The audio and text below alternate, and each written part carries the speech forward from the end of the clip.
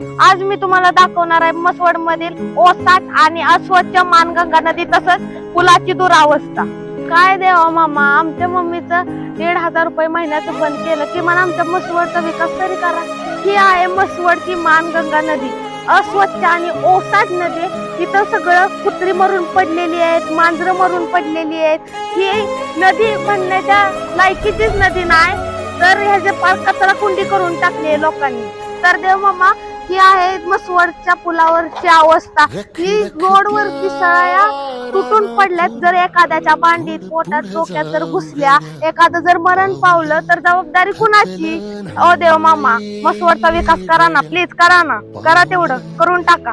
हे आहे मसवडचं शेवटचं सत्य। सुकलेल्या भाकरीला पाण्यासंग खाऊ गड्या, पाऊलं थकलं